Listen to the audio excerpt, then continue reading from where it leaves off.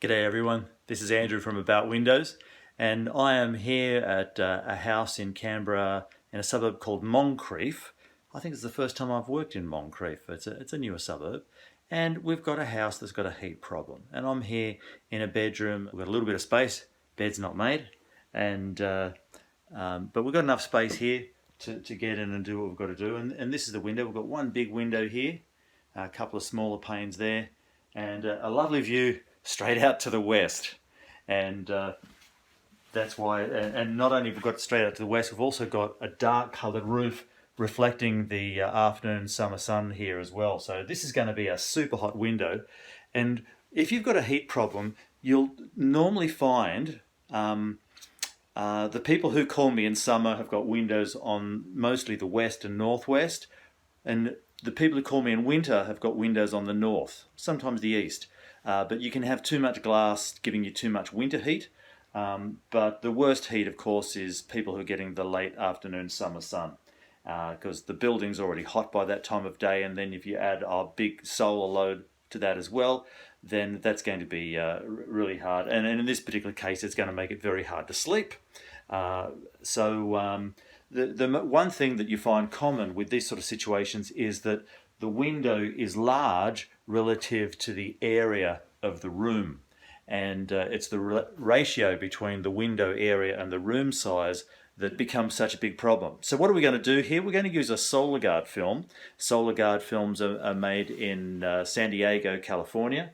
I haven't visited their manufacturing facility, but I believe that it is just top class. They always make really good, consistent quality film. And we're going to use some TrueVue 15. So now notice the difference that makes. You can't see this.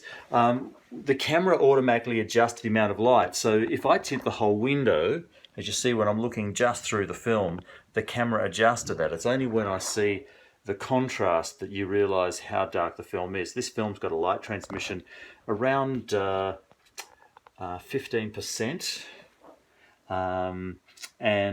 Total solar energy rejected on this film is about 80%. I think 79% on a single pane of clear glass. That drops with this sort of situation. This is a clear double glazed window, and your starting performance is higher, and also it's harder for the film to reflect the heat back out through two panes, is harder than through one pane. So the performance on a double glazed window, the percentage increase in performance is lower, but on a single pane of clear glass it's 79%. And this film's not the same on both sides.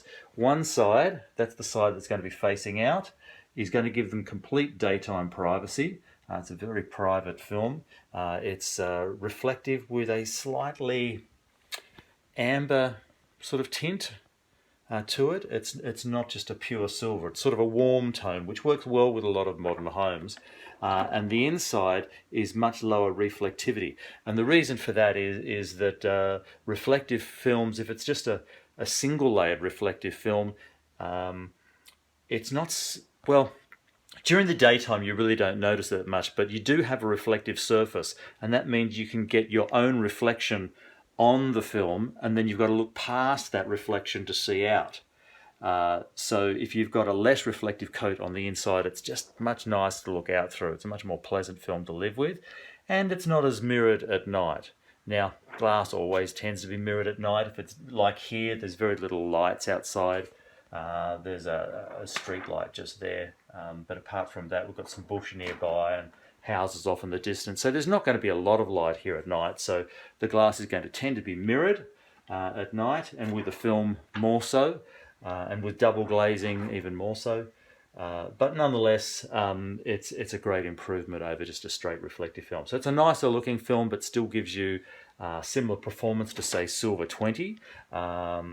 Silver 20 has got a similar exterior reflection, but it's a little bit lighter, and when it's really hot and in a bedroom where you've got a street light right outside the window, having it darker is not bad. But as you can see just from this little illustration here, you can see out of that perfectly well. So once the whole window's done, you're not going to miss anything looking out through there, but people can't see in. So I'm going to get to work cleaning the glass here, and about half of my work is cleaning the glass and half of it's putting the film on, and we'll give you some shots when it's all done.